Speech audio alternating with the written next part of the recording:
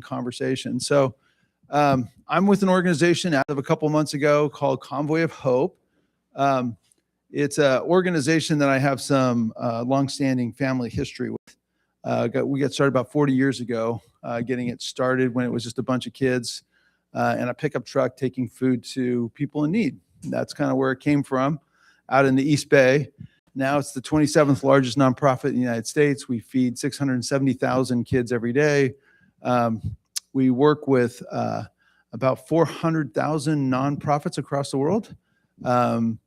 The role I play is typically sitting down with manufacturers, CEO types, and getting them to intentionally overproduce so they can donate it and get it in. So Convoy of Hope, just so you know, is located in 3 areas. So while we did get started in the East Bay, Bass Pro encouraged us to move out to the Midwest and gave us a warehouse out there to get us started. We've had just an incredible generosity.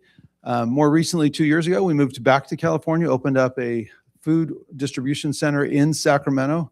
I think a number of people have come up with me to go visit it, but if you ever want to go visit it, it's great. It's about 70,000 square feet. It can feed a small town for about 2 to 3 days in a major disaster like a fire or earthquake or flood. We would kind of kick in. We get $0 from the government. We're 100% supported by individuals and corporations and organizations like churches. But you will see us on NASCAR on a hood once a year. You'll see us on shoes in the NFL. Tonight, there's a Warrior basketball game that they're kind of recognizing tomorrow.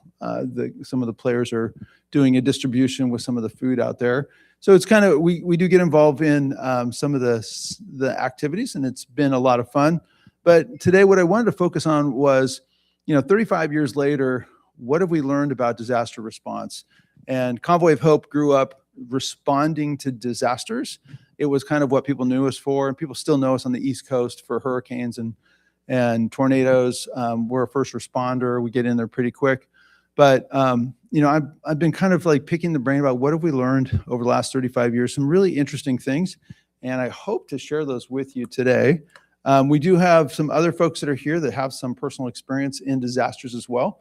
But I wanted to kind of walk you through. So the first slide, and I hope this isn't in the way too much, but it's really about amazing things that communities have done. And we have seen some incredible things in the middle of Jamaica. We've been, when that hurricane came through, we've seen some super collaboration between Salvation Army and Convoy. We heard from a number of disaster teams that they are amazed because we have food in there long before there's power, electricity, or restorative sources out there. I've just been getting all kinds of feedback, but it is pretty amazing in terms of what kinds of things we're doing. What I want to do is tell a little bit about Paradise, California, which was the Camp Fire. So we had just built a warehouse in Sacramento. Didn't really have a team of people yet, but we had semis and some food in there. The Camp Fire was 2018. I'm just reading some stats here for you. 85 people passed away because of that event. 18,000 structures burned. That whole city is gone. An interesting side note, the hospital was spared. They were able to survive, but the hospital now is closing down because there's nobody in that town to serve, which is pretty amazing. So that whole town was wiped out. Hospital has to shut down because there's no community to serve anymore. And so Adventist Health Hospital is shutting down and moving out of the area, which to me is really interesting in terms of you really got to take care of your communities out there. But in what we learned in that fire was that the communities became the response system initially. There was no FEMA, there's no emergency services. And in a disaster, what's amazing is what the community has to do to do response. And what we found is people do want to respond on their own. They want to kind of step up and help each other in spite of all the differences and different groups that they come from. It's amazing to watch kind of that journey go through. So one of the things that we've noticed is a fascinating practice in the United States where we have this ability to be very different and very angry at each other during non-disaster times. But when disasters hit, we tend to put away our political differences, our backgrounds, whether we're urban or rural, our religious backgrounds, all goes away. And it's a phenomenon they call therapeutic community. a term that was kind of first thrown out there by Charles Fritz. What we see is a single focus on helping folks in disastrous situations, generosity, collaboration, organizations that really cooperate together. It's pretty amazing to watch when it happens. The other thing that happens when there is a disaster is what we call the emergence community, or the emergence behaviors. It's basically seeing a problem, knowing that you have some skills and resources, and then you have a group of people that kind of self-organize and start to solve the problem. It's amazing and it's pretty incredible, but the problem is it's really short-lived. What happens is when things settle down, when there's the perception that lives aren't at risk, people will go back to the class systems or the groupings that they feel comfortable with, and you lose a lot of that momentum. We just finished the Olympics. Was amazing. I don't know if you saw some of the commercials where you have like guys from Boston, guys from New York. You've got the LA Laker guy sitting next to the Boston Celtics guy. And they said, for a short season, we're all on the same team, right? It's a global team effort. And it's really amazing to watch how for a short season, people come together and really celebrate victories. And of course, Elisa is an Oakland native, so we're all going to showcase her. She's pretty amazing. It was a great performance on her side and a great story of just walking away and coming back. On the other side, we've got a hurricane, tornado victim that was isolated, and some of the response teams that get out there, just first contact with another human being after being just devastated from an experience. It can be a rewarding experience just to know you're not alone out there. And a lot of times in disaster response, that is probably the biggest thing that we do, is we help people not feel alone. I guess there are groups around here we call VOADs and COADs. I don't know if you ever heard those terms before, but they're volunteer groups that should be organizing in non-disaster times. And they think about what we should be doing, how should we be helping each other, where do we go, where do we gather, and how do we help the folks that need a little bit more assistance.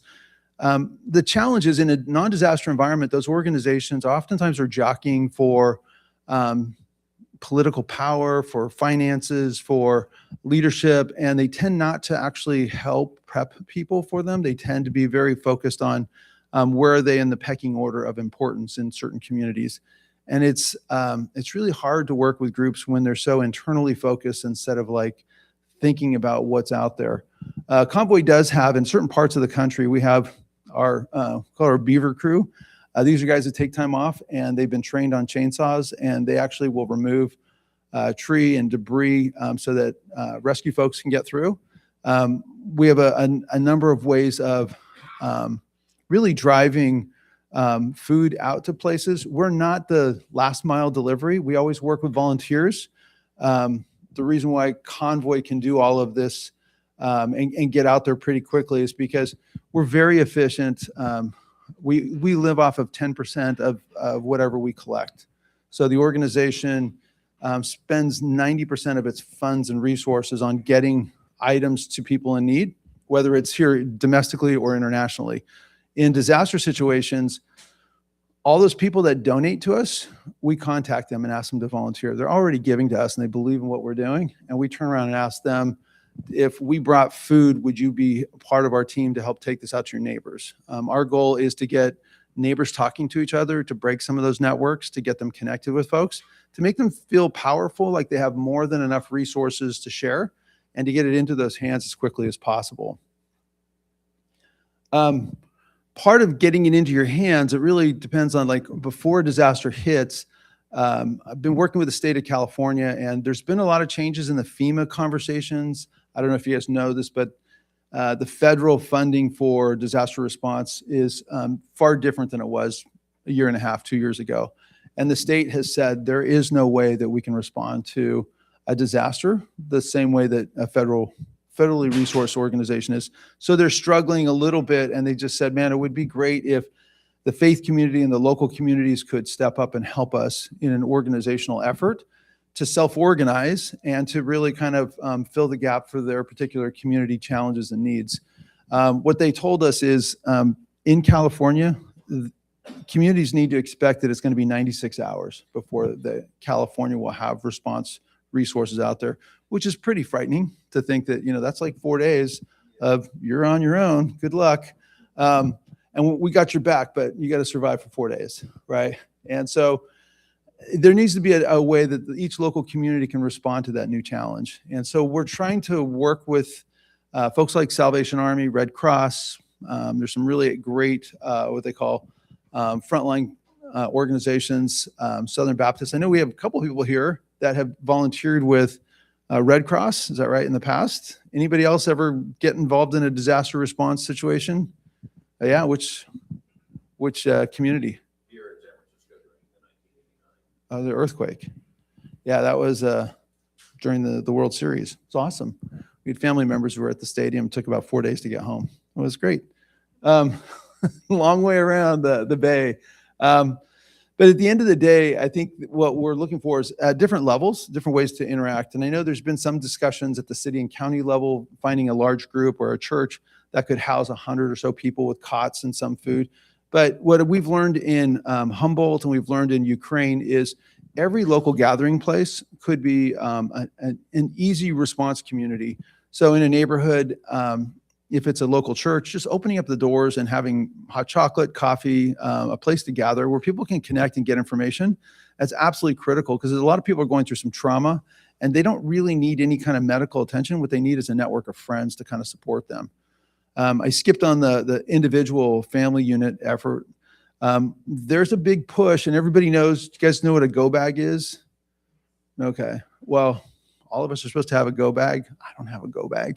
I had never thought of it before, but now working with the state of California, it's basically a copy of your license or your passport, all of your identification. In case there's damage to your house, you've got a bag where you can grab everything and you could survive if you had to relocate, if you have to leave the building.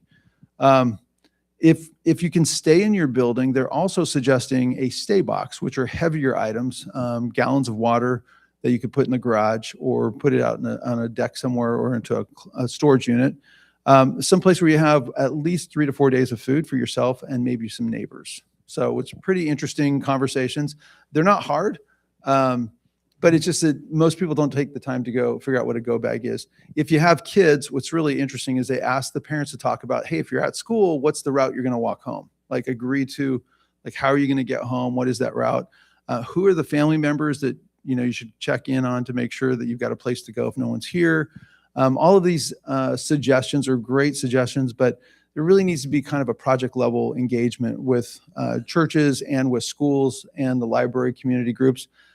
There's a real push to say, can we do go bags as a way to educate and help people to become both aware of disasters, but also some of the other more challenging things in our community. So the last thing I'll put is warming centers. Historically, organizations will get like generators because if there's a power outage, our cell phones and our laptops need to be powered up, and organizations in the community can easily go out and get a generator and keep it in their storage unit, be able to open it up for people to come through. In Ukraine, it's been really huge in the summertime to have a warm place, power up, everybody goes back with, after getting some sleep, back to their rooms. Up in Humboldt, I got phone calls telling about churches that had lights on but doors locked. And just all people wanted to do in the neighborhood was walk in and just connect with their neighbors in a place that was lit up where they could talk to each other because they were sitting in the dark for a long time. And so just kind of one of the suggestions we had, like, man, it wouldn't take much to just get every organization with a parking lot and a building to decide whether they're a hospitality connection center or they're a warming community site, or if they're going to be a hub, which it'll be much more structured in organization. By the way, that if a church wants to be a hub, they'll help pay for some of the ADA stuff. So some of the access piece, which is pretty cool to have the state volunteer to donate that. The other thing I wanted to kind of bring up from a disaster perspective is resilient communities aren't born in disastrous events. They're actually formed beforehand. They group together, they build their teams, and they rehearse, they'll train like what they should be doing. Some of those groups are called VOADs, which are just volunteer groups. Others are certain things where in a food line, you have to have someone that knows how to cook the food. We bring the food, but we have to have people that are trained on the grill, how to run the food pieces. And those are trainings that take about 2 to 3 hours. Salvation Army does them on a regular basis with the fire department in here. It'd be really great if we could get some of the group, or if you could find some neighbors that would just go through the training, just so that just in case you're available, that you could help out in a disaster. Great opportunity for the church. What we found is that in every disaster situation, there are local community members that absolutely want to help, which is great because people want to jump in and be part of the restorative process. The problem is, as time goes by, that desire to help starts to wane or drop off. What Convoy does, we respond to about nearly 100 disasters a year. We bring resources, we organize people, and the challenges that we have is that a disaster, we have lots of partners that will come in for the first 2 weeks. They'll come in for photo opportunities. They'll take some great photos, and then they go home. Convoy comes into a community, and we typically will stay a year. So we commit to a disaster, and it's a 1-year commitment, which is why we can't just respond to every disaster. And disasters have to be of a certain scale or region for us to be able to get in there. So, there was discussions about Portugal and some of the flooding that happened out there. We're not able to always get trucks or food, so our value add is kind of limited unless we have access to the communities that were impacted. So where we can help, we will help, but we always let the country leaders decide what's the best resources that are out there. So anybody like Convoy of Hope, this is the first time you've ever heard the term or an organization name? Okay. So a little history on this one, goes back 30 years, got started in the East Bay. Family, dad was a pastor, was driving to church, and a drunk driver killed the dad in a head-on collision. The mom was in the car, took about a year to get back onto her feet. While they were in that stage of recovery, people started bringing food to the house, just kind of dropping it off, and it just became part of the DNA. As that family got older, they were still connected to people who were in greater need, and so they were taking food to other people as they got older. And eventually, they all quit their career jobs and kind of went into compassion work. There were 3 brothers, and all 3 of them are still active in really doing that compassion work out there. But Convoy kind of took on a niche, and it was a disaster response. And then the founder was traveling in India. He was writing a book for another medical related doctor, and I got a chance to literally meet Mother Teresa face to face, and she was underimpressed with him and his ability to respond to disaster. And she challenged him to take care of the disastrous lives of people every day. And it was a life-changing question, like, what do you do to help the poor? And I think it changed the nature of what Convoy is doing. It helped us not just be storm chasers or responders, but to really use our position to take care of communities in need. And so we have a unique value proposition where we can transport resources to places, which is great, but we also track expiration dates, so we never throw anything away. We will save it for emergencies if it's shelf stable, but as we get closer to expiration dates, we make it available to the communities that are taking care of the folks that are out there. If we get donations that are fresh, we'll find a food bank, a school, a program that can use fresh food, and part of our network is transferring those donations to people who can use them right away. What we do is we store and wait for those big events with what we call in-program, and then we have partner networks that do great work every day, and we get those resources out to them. What we wanted to kind of talk about today is, if your community is broken before a disaster, after you fix all of the disastrous big things, it's going to be a more broken community, because you go back to whatever your normal is, but you have far more broken things in your infrastructure and in your community. But what we found are people that actually prep and build community groups, those communities come together and stay and improve after a disaster. And so working with people before there's a disaster is a huge benefit. It's not the focus of Convoy, but it's an observation that I've had, it's conversations I've had with the state of California.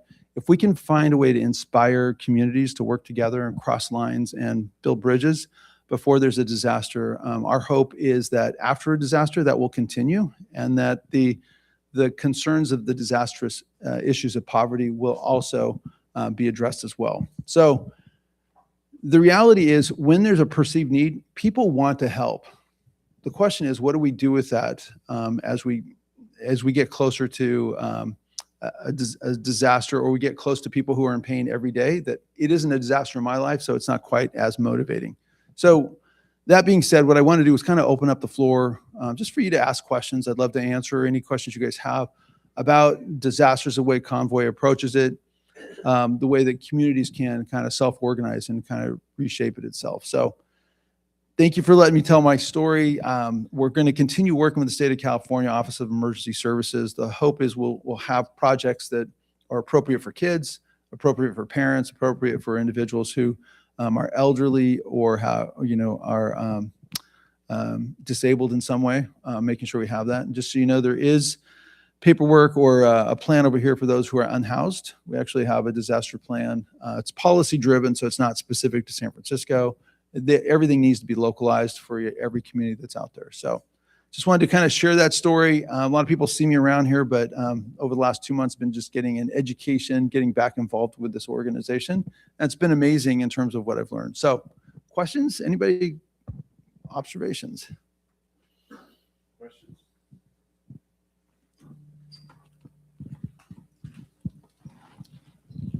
Thanks, Ted. I'm curious. So at your intervention point, you talked about sort of what comes upstream and then what might happen downstream, right? So where have you seen examples in California or elsewhere around how mutual aid is an on-ramp to what could happen after in terms of organizing those communities? And then who, if anyone, is building the firehouse before the fire happens before? So that's an ongoing question because I'm joining more and more what they call VOADs. They're volunteer disaster response teams. Every county has one. San Francisco is both a county and a city, so San Francisco has its own VOAD. While they're supported by the state of California, they're self-organized by the state. My observation has been stated in those folks building firehouses, they tend to be building their own firehouse in some cases. So trying to get them back involved, it's probably not the reason why they got started, but without a disaster or without being disaster oriented, sometimes they get into some of the political positioning and talking. I can tell you South Bay, San Benito, amazing community in Hollister out there. They get together monthly. They practice, they rehearse things. State of Oregon, they're hilarious. They're planning to pull the plug on a freezer unit full of food and see how fast they can restore the freezer unit and rebuild the whole refrigeration unit. So there are some amazing groups, folks that have done incredible jobs. I would say, Paradise is a great example of people that self-organize. In fact, we actually have a great example coming up here for Napa. So we're going to ask Adam to come up here and share that story. So I'll let him kind of tell his story. What we saw in Paradise was it happened so fast, there was no way the responders could come in.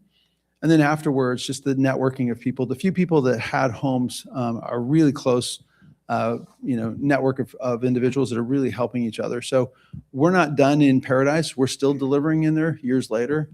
We responded to the fires down in LA. The unique thing about the fires in LA, there was no central gathering place because it was in a suburb. Everybody had a church or an organization or a school that was close to them, which is where they gathered. And they've stayed that way. And there's no place to feed lots of people because they're all in smaller pockets. So it was really new for us to actually have pockets of responses of compassion groups. So LA's doing great. They're a long way from being healthy, but we do have a continuous flow of a declining amount of food that we're supplying to those communities out there because they're slowly getting back on their feet. We're finding secondary housing issues being resolved. So yes. It seems like San Francisco with the potential earthquakes is such a natural.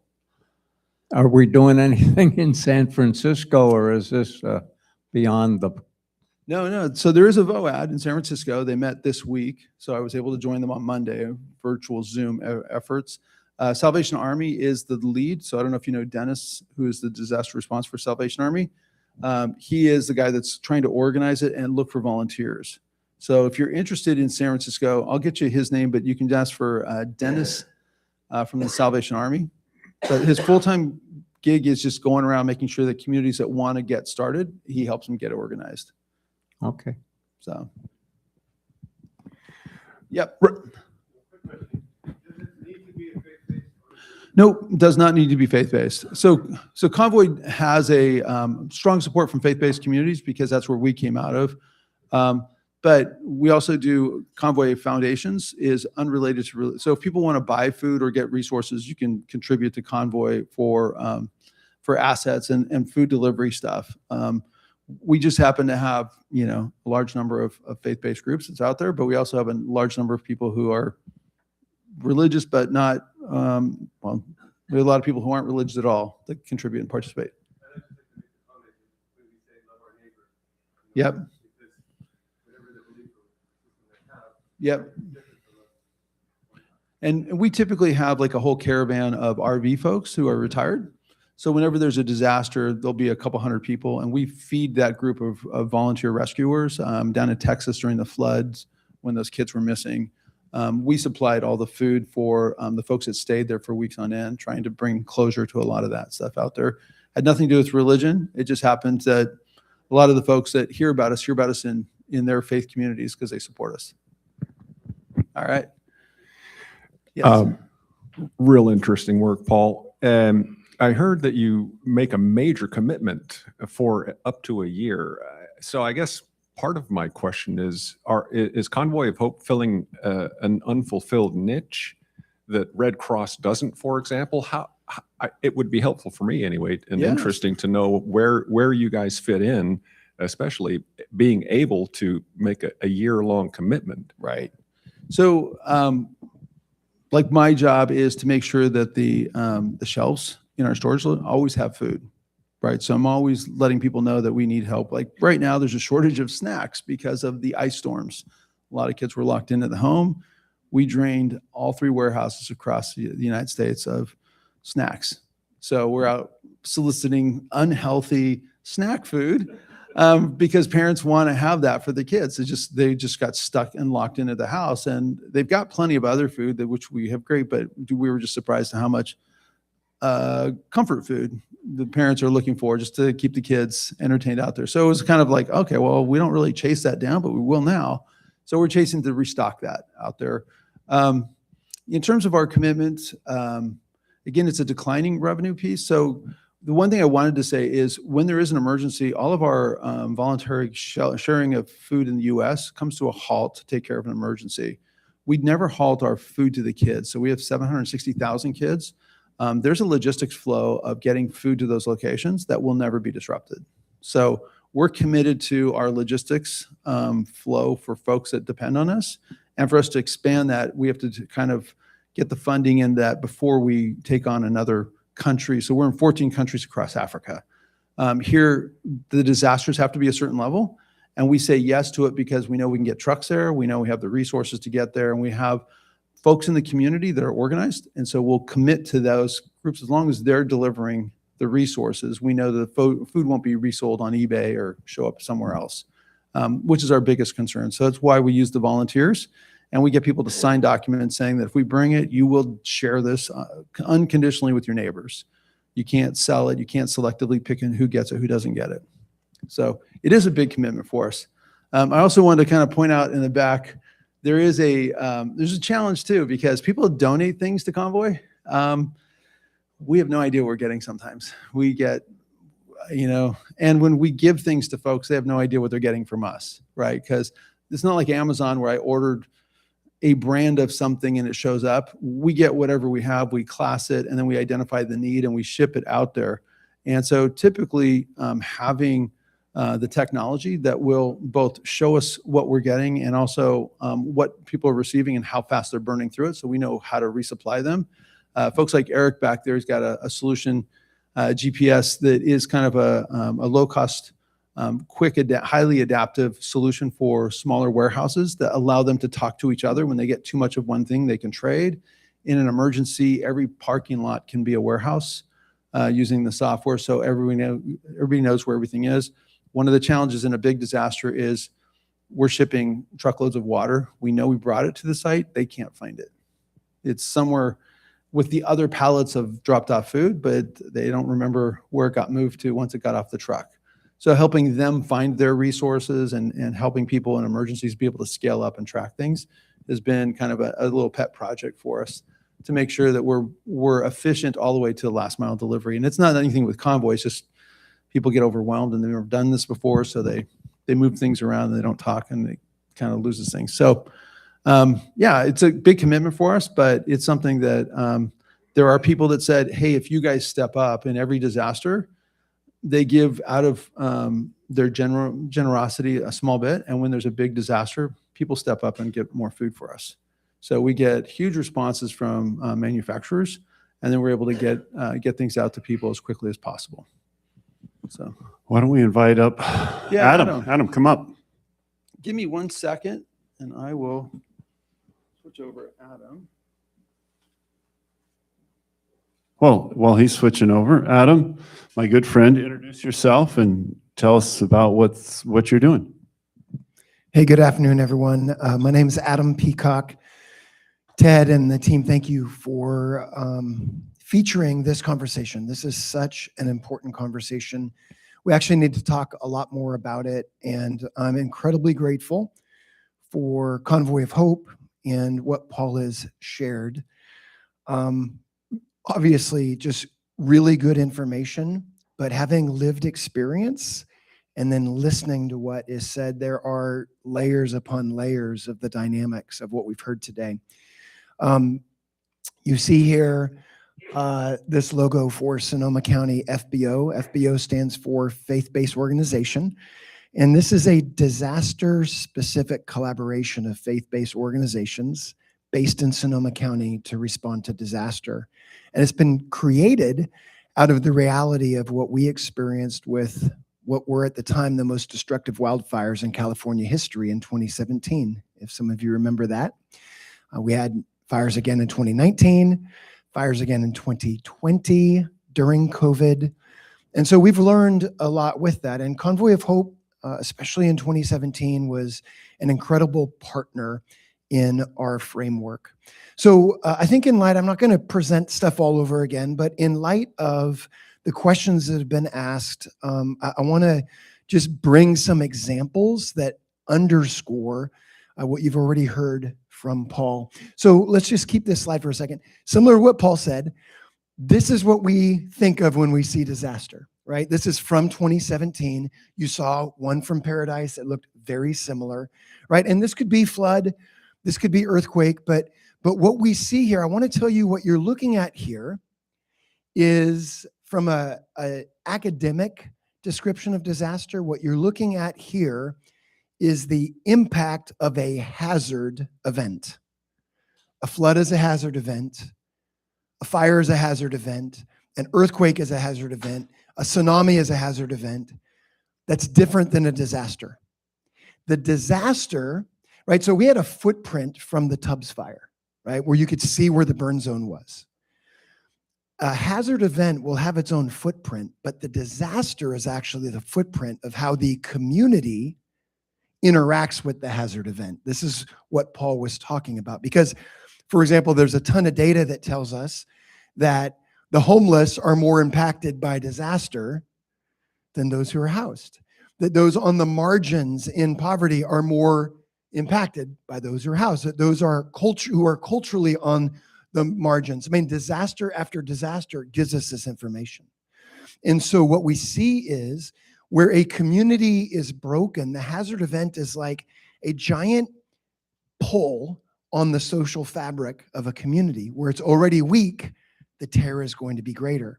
Where it's stronger, you're going to see it be more resilient. So it's so important what Paul was saying in regards to this element of building resilient communities, how we respond to everyday disasters, the types of things that we've been talking about here month after month with homelessness response, all of that is absolutely vital for disaster. And as Paul said, there are these moments of opportunity in disaster when if we are ready to seize those moments, we can not only minimize the community hazard event tear in our community, we can actually find ways to build solutions into areas we hadn't been able to solve before. So for example, we had a question about, if I can go to maybe this will let me go to the next slide. So I oversaw the long-term recovery. So you saw the car, the burned out car. This is what I learned disaster looks like, because it took us over 3 years to help the most vulnerable fire survivors recover from disaster. And what we tend to, all of our thinking of disaster tends to be from impact, this is the disaster point, to honeymoon. And I would say right around the middle of that first 90 days is when most of the disaster response organizations from out of town have already left. I say most because Convoy, for example, makes a long-term commitment. All of the news agencies have left. So pretty much, and I don't know all of you know, so please don't let me mislabel you, but pretty much most of you, what you know about disaster is leading up to the honeymoon period and its end. But when you're working in long-term recovery, you begin to see the nature, because here's the thing, using fire for an example, when someone loses their home in a disaster, you don't repair their life by rebuilding a house, right? So we lost 6,000 homes in the disaster, and FEMA was interested in how can we help people rebuild their house. How many of you know there's a difference between a house and a home? There's a difference between stuff, right? And so most of national disaster response stuff is based on the stuff that was lost, not the impact in a life. And as the rest of the community begins to get better at trying to move on with their lives, those who were lost their homes, who were most impacted, begin this long descent into disillusionment. And so it's the resilience of a community that determines how deep that trough goes and how long that trough goes. And so this is what we want to be talking about ahead of time. This is where we build those networks. So Sonoma County FBO, for example, is helping faith-based organizations be that resilient community for disaster, where we're also learning skills to make us effective to deal with the everyday disasters that are happening in our community all around us. We're a disaster-specific organization. We've built great relationship with our county government. So when the county opens the Emergency Operations Center, we have a seat. We're directly connected with our COAD. We sit right next to them. And we have a team to respond, disaster-specific channels. We have 100 congregations who have been resource mapped in every geographical area of our community, so that we are not only ready to respond as Paul presented, so everyone's coming to their local spot, but we can communicate clearly who's coming, what they need, what we're providing. And here's what's so exciting. We were talking about the Bay Area. We are rolling this out now in all 9 counties of the Bay Area and Santa Cruz and Monterey. And so this is just, it's so exciting. I really believe the Bay Area is at the forefront of what is taking place here. And we have to understand the leverage opportunity. So I'll close with 2 stories, because you were talking about specific examples. I think you asked that question. So I'm going to tell 2 related to Sonoma County, but also transcending it. So in the immediate aftermath of the fires, it wasn't just all the homes that burned. It was total disruption in the community. One of the elements of that was that our local schools were all shut, and they could not reopen without going through a very significant safety process, especially dealing with all the smoke damage from the wildfires. And so what happened is parents were needing to go back to work before kids could go back to school. And if you understand how most of our communities work with the school system, our schools are daycare for many families. And so in order to help the schools get ready, we actually, based on a relationship, got a call from our school system and said, would the churches open up? We know you do childcare every weekend from 10 to 12. Would the churches open up and offer free childcare to the community, especially our teachers, so that they can get schools ready, so that our community can get back up and going? And we did that. And when we did that, along with buying, welcome home kits for everyone in the school system who lost their home. The doors that opened in that time, we'd had very hostile kind of, at a distance relationship between our schools and our faith community. What happened out of that has now created an incredible expression of ongoing congregation school partnerships that now 8 years later are a national model. A film was just made from a group in Arizona about what's happening, and that came out of how we responded to the fires.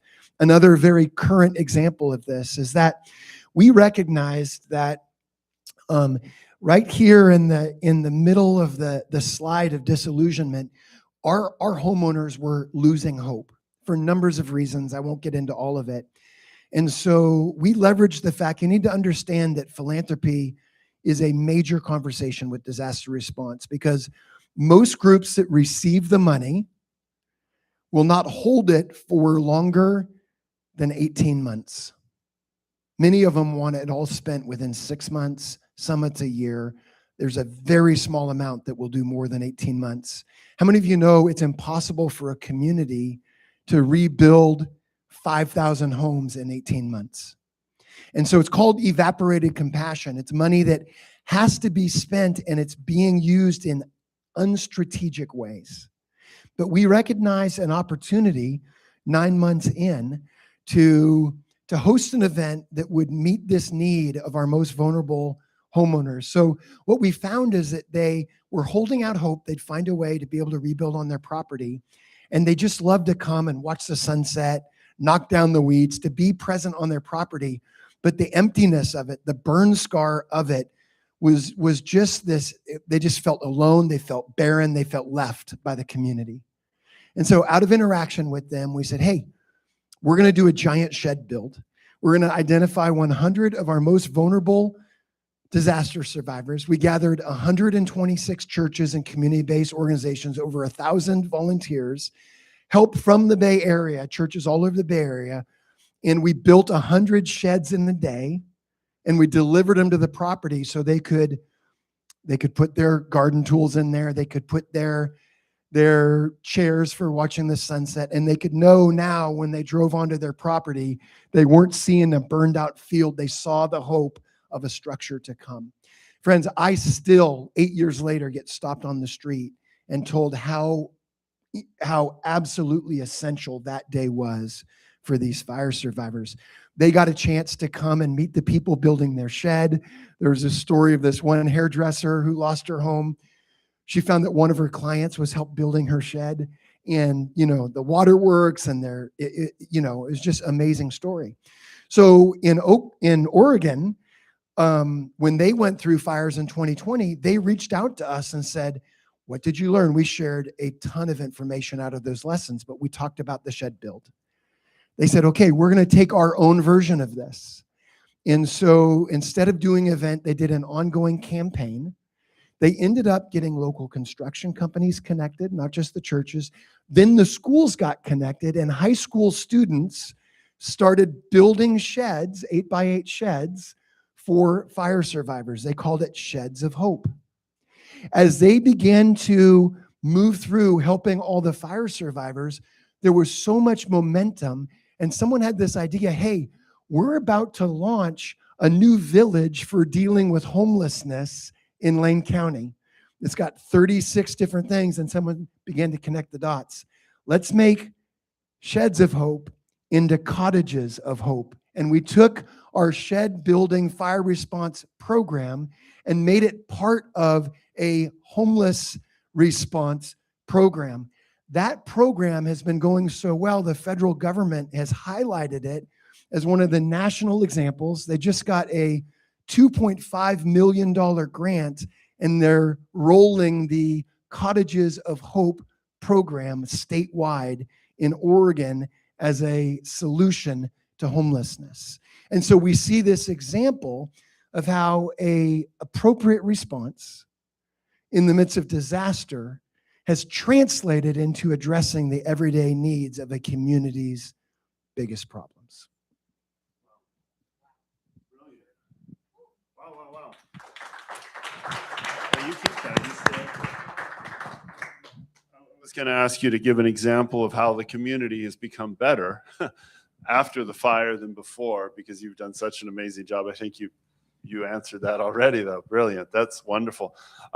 Why don't we use the next phase of our time for questions? You got questions for either one of these guys?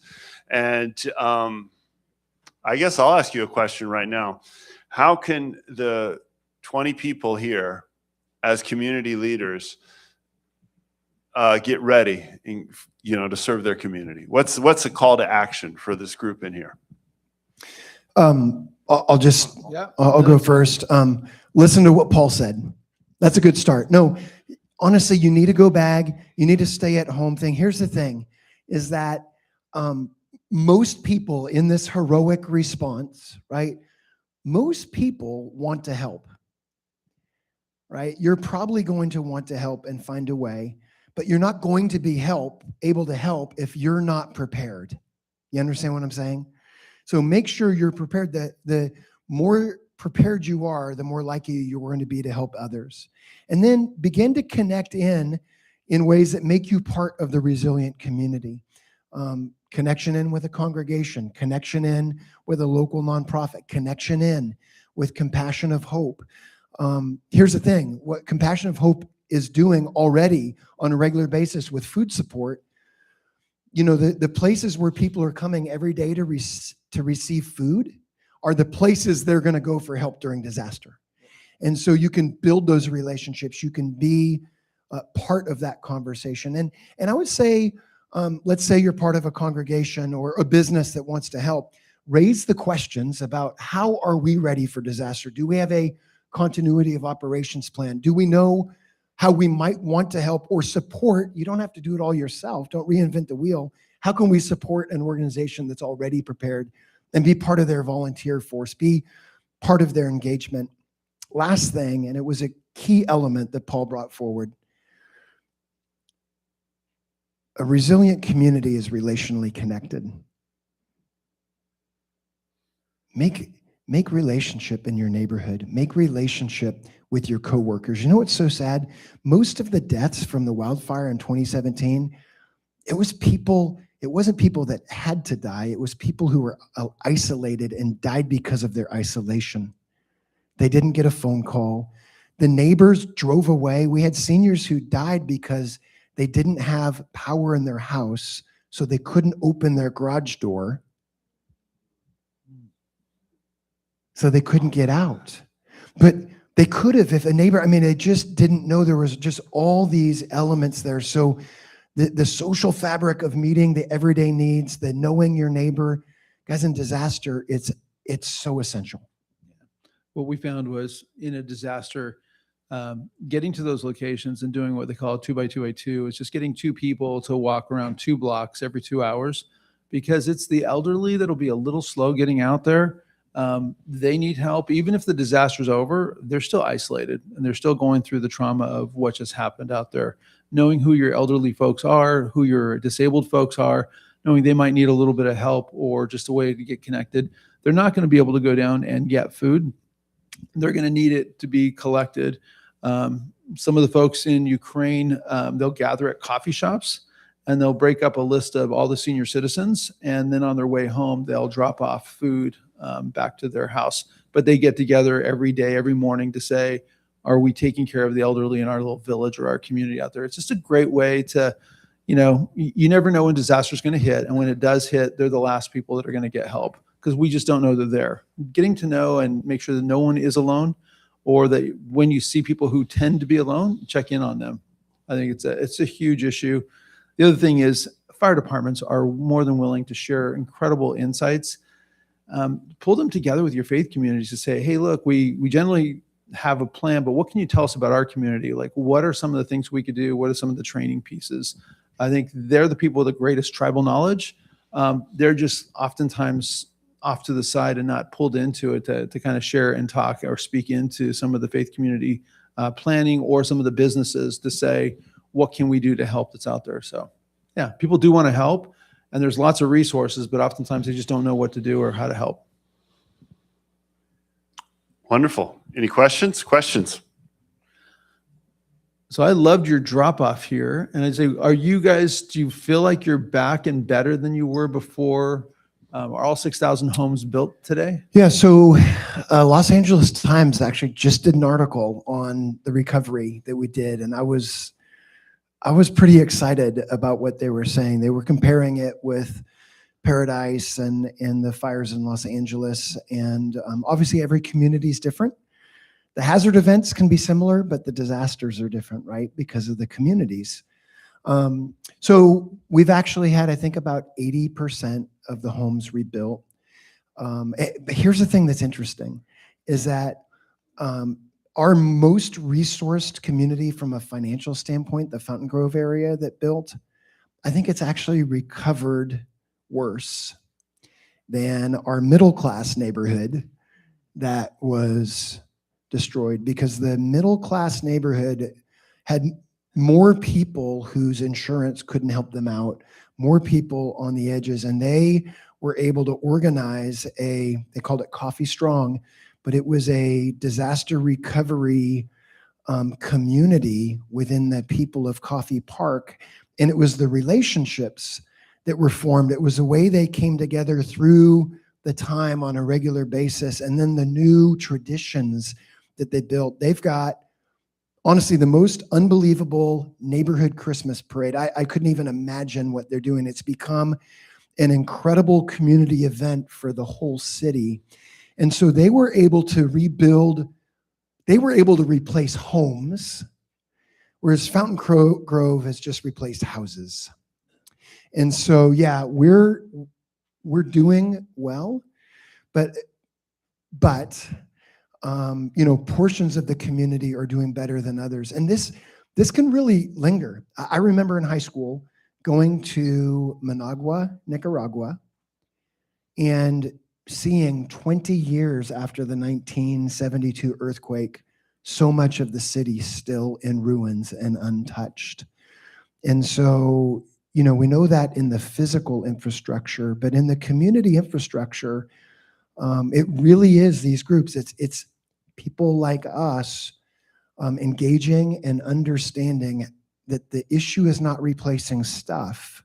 It's reworking the social fabric of the community. It's coming together to meet needs, not in a transactional way, but in a transformative way. And I'm happy to say that Santa Rosa and Sonoma County have many examples of that transformation, but we also have some things to look at that are those cautionary tales. One observation I hope you see out of this, we wanted to have Cassandra James share about the progress that's coming out of Solano County movement against human trafficking, which is the community coming together to address an issue that's ongoing, that isn't necessarily a defined disaster. It's a disaster for those who are caught in it, okay? But it's, slow burning. It's something we're used to. It's not in the, we've just ignored it, basically. And to draw the connections between what we do with a disaster response is the same thing that we do to take care of the vulnerable community, and we can cross-inform each other. But one of the observations right now, and a call to action and exhortation, is when you get involved in caring for the community, you're not just helping the vulnerable, you're building the relationships that are needed to help the whole community. That's one of the important things. So Cassandra, hopefully she's doing well. She was safe. So I guess we'll have to have her next visit. So, yeah. So one of the things I wanted to kind of point out is places that we already gather, we just have to make them aware that we gather for purpose. And one of the purposes to be available during difficult times. A lot of people gather with disregard for people who aren't in the group or at the place. And I think it's really important to have a place to say, hey, we want to take care of our own, but we also want to take care of our neighbors. And becoming a neighbor resource is huge. For poverty, we see it in San Jose where churches will make their buildings available for homeowners association meetings, for community discussions, their properties available for festivals, so that you may have a building and a community that's designed for something else, but also to unconditionally make it available to the wider community, I think is key. Sorry, I missed your presentation, but the question might be relevant to both of you. The overarching takeaway for me was taking care of people during disasters. My question is, though, like Ted suggested, define disaster. Disaster can take many forms, but in a natural disaster, oftentimes the infrastructure, like roads and sewer systems and potable water and that kind of thing, is affected as well.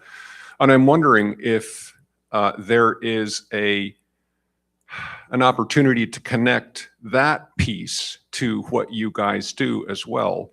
I'm speaking from, as a civil engineer myself, I'm aware of groups that do understand how to bring these kinds of assets back online as part of the overall effort of disaster recovery. So the infrastructure that you're talking about is the primary concern often of the federal government and the state government. There are absolutely things I think we can do to help in that way. I think often, when we look at disaster on the news, we're thinking about all the individuals that are impacted that way. I remember early on, like fires are still burning. We're interacting with FEMA. And basically FEMA comes into the meeting and looks at me, with all the community leaders and said, "It seems like you're waiting for the cavalry to come. And you think that we're the cavalry. You're the cavalry. We're here, to give some counsel and input, but you're the cavalry and you're responsible for your people." What FEMA often does is we'll help with the bridges, we'll help with the roads, we'll help with the public infrastructure, and we'll give some counsel, what we've seen in other places for the community. So the other element, though, to what you're saying, and I think it's so important, is that nationally, and we're seeing this not just for political reasons, but based on history, FEMA's in shambles. And part of it's because the frameworks have been a little bit broken. And so we're having more and more challenge here. In the STUFF model, to do things right, the point is, how can we do the best we can to replace the stuff that was destroyed, but not necessarily make it better? This was our key frustration. Our fire happened on a Sunday.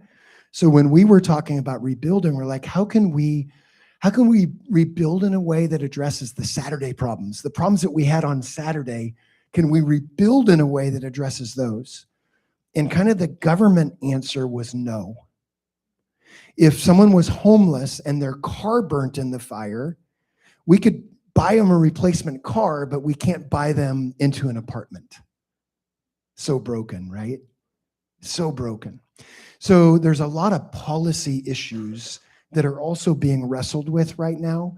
And communities are trying to give feedback to the government that, hey, if we can build our infrastructure back better, why wouldn't we do that? Why wouldn't we address the Saturday problems?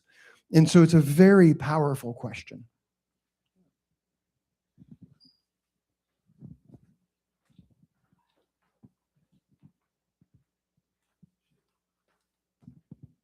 Thank you for addressing the element of response time, basically, with infrastructure being destroyed. My question would be in response to, one, do you guys partner with CERT, right? They're in the communities doing trainings, but also how are we educating the community? And when I say community, I mean from house to house. How are we attacking that? Because every house is different. You can go to FEMA right now, you can get a basic fire plan, right? But a family of 5 versus a family of 2, a family of 3 on a 3rd floor is different from, someone in the palace. Like, it's a lot of nuances. And so I'm curious to see how you guys are addressing that.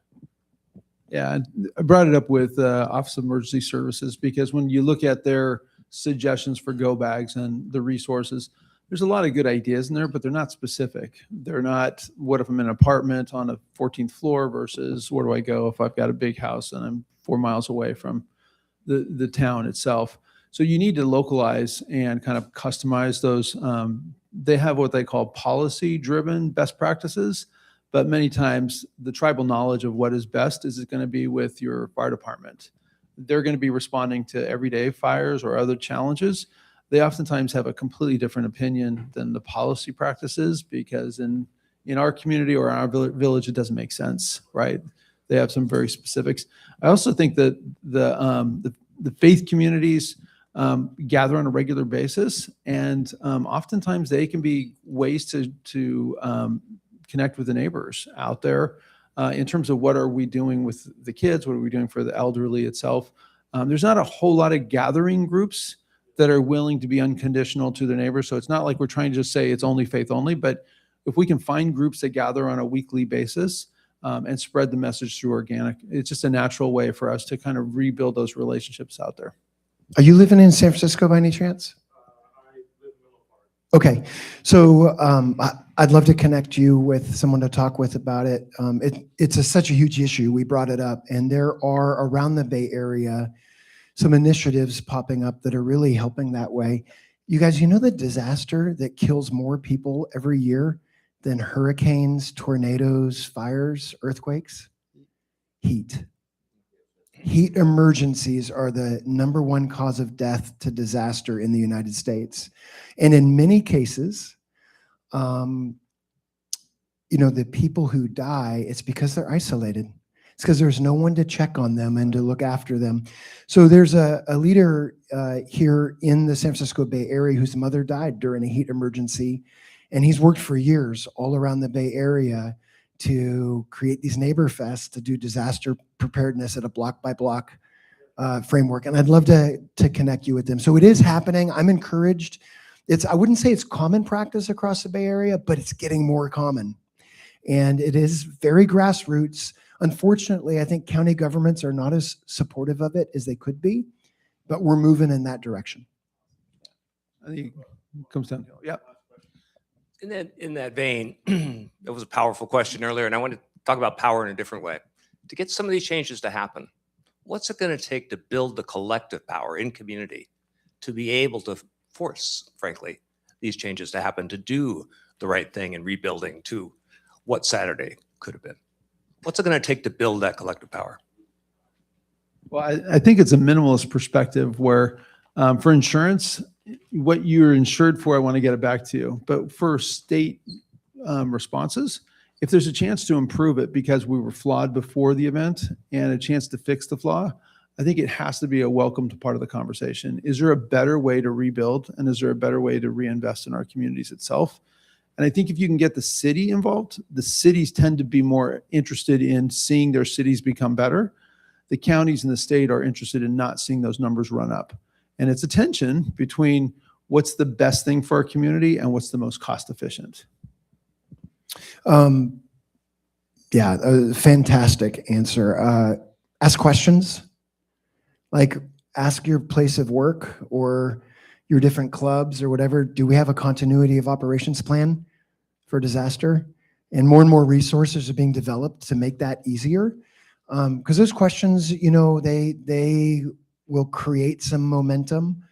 And then from a disaster standpoint, also, what we have found, honestly, is exercises, tests, those sorts of framework, they tend to bring the reality home, at least for a few moments, and capturing that momentum is huge. So, there's the city of San Francisco, whatever city you're in, they're doing tests. You can connect with their emergency management responder and begin to have those conversations, ask the questions, and then do a test in your neighborhood or do a test at your place of work. They'll come in, they'll help you run a scenario, and it will cause people to be like, oh, we're not ready. Sonoma County was not ready. Santa Rosa was not ready. And here's the thing that's so important about your question is that we've had so much turnover, and 8 years makes the lessons a lot fuzzier. And if we're not being proactive with all we've been through, if we're not being proactive with the questions you're asking, we have no excuse not to be ready for this to happen again, and yet we might. So thank you. Also, think small. I think the go bags and go bags for your neighborhood, bring that reality to them. Like, why do I need a go bag, right? And I think having that is probably the first thing that you would touch. That really makes that an issue in terms of how do I adjust my go plan with this go bag? How do I make it mine? How does it match my family? But I think from an individual perspective and a family perspective, it's a great way to start building momentum and then saying, well, now that we all got go bags, we practiced, we rehearsed like what that would look like, but get people invested and connected to each other. Simple thing. And that's the perfect setup, T-Way, for me to wrap this here. But that's a very, very good question. Like, I think the key starts is we have to shift our paradigm and realize, as much as we want to complain, we are so blessed. We live in a democracy. It's still a democracy, as dysfunctional as it is. And the power's in the people, and it starts locally, you know? And if we can see that, like, we didn't get to hear from Cassandra James, but out of this community, they have now, Love Never Fails. Let's hear a big hand clap for Love Never Fails. They just won a David versus Goliath battle. I mean, there's still more battles, but they have changed the direction from in statewide of our policy of the way we treat victims of human trafficking, because they got involved and they realized that they couldn't just respond to the disaster. They had to take the power back and change the policy. And the advocates, the survivors became leaders, became advocates. And now they're working with Cassandra James with the, countywide Solano County movement against human trafficking. The big disaster for human trafficking there is that's, because of poverty, Vallejo has now become one of the, it's Oakland, San Francisco, and now Vallejo are the hot spots for, the blade for human trafficking. And the I-80 corridor to Sacramento, they've been very vulnerable. So now they're mobilizing, they're working on that statewide, countywide, and they're becoming a model. What they're doing, that infrastructure now, like I really wanted them to hear from you, is going to be a very natural synergism, that infrastructure and those relationships to begin to prepare for the disasters, okay? So we'll still make that connection happen, okay? That's how it's working. We've got to get involved. We've got to change things.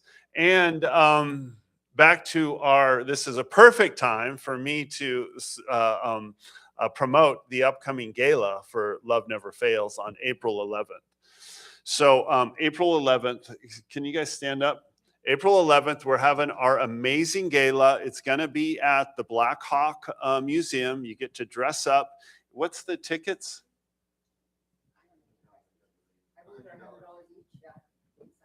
Okay, the tickets are $100 to $150, something like that. Okay, you can register.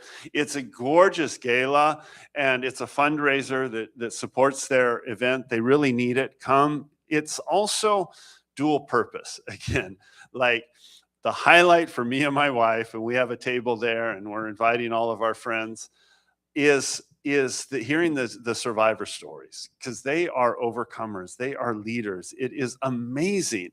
And then the other reason, like I have the privilege of being on the board, and as we, make the calculation, it's not just dollars and cents. We're like, no, we're going to keep doing the gala, and praise God, it's building, it's getting more momentum. But one of the reasons we do the gala is because the survivors who are there, every time they have been dressed up for their whole life, it has been dressed up to be exploited. And now they get to dress up in a redemptive way to be celebrated. That is worth the price of admission.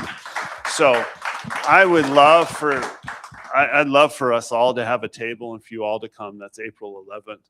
And that's also get involved. What we're doing is trying to connect the community. And if we can leverage this issue right now of human trafficking and the momentum we've had and the relationships we're building to continue advocating, because what we need is the advocacy so often, it's like the honeymoon, okay? And we're addressing a real problem, but then we get angry and we start blaming. And then we turn into our ideology and we protest. And so it's like we're running around complaining and pointing the finger. And, there's plenty to complain and point the finger at, but you have to go beyond that to the solutions. And we need to be driven by what works. We need to be driven by the data. We have to be calm. We have to be adults. Is this really changing the needle? that is really the vision of what we're trying to do here at Innovate and to promote collaboration. You're raising your hand. You want to say something? Come on up. I just wanted to say, I invite you guys to go on your phone and go to loveneverfailsus.com under events, we have a and you slide? will see everything about our gala that's coming up. I didn't have flyers. Or go right up to them and Or get come signed to up me. right now Yeah, and afterwards. sign up Okay. right now, and we'll get you going. Right, you will forever be changed. I promise you. All right. We got a couple of other things. The Warriors have got the Faith in Fellowship night tonight. They're playing the Timberwolves. If you want to go to the Warrior game tonight, they've got stay afterwards because some of the players are coming out to kind of share their stories of their own journey into faith and kind of how they're helping the community itself out. So it's going to be a good night tonight. The chaplain's kind of putting that together, and they've had just a number of the players that are becoming really amazing individuals and just kind of getting involved in the community. So tomorrow they're going to be out distributing food for Convoy in one of the communities out there. So that's always fun to give So them. can we show up? I don't know. They're going to announce it at the event tonight where it's going to be at. They didn't want to get press out there.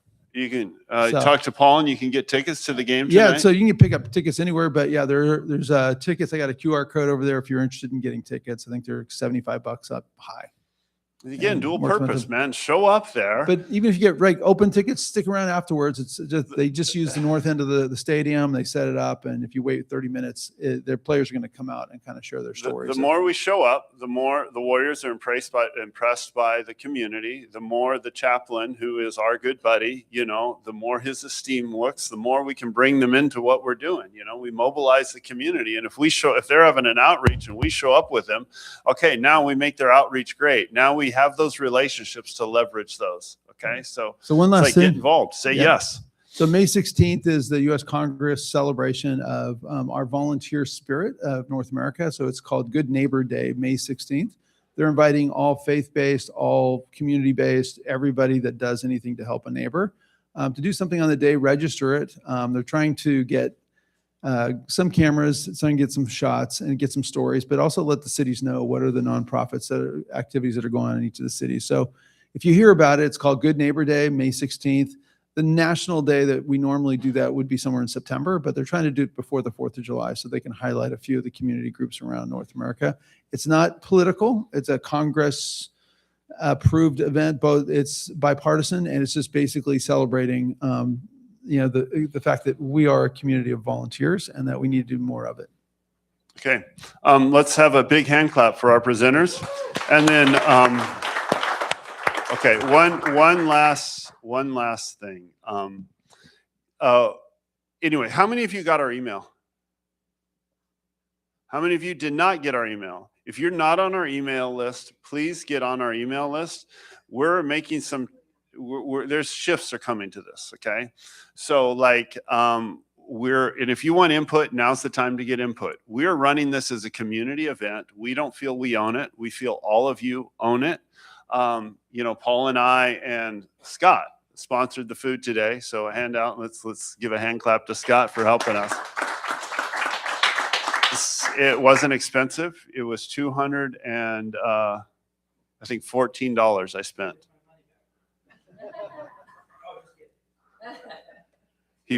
He sponsored a portion of it, okay?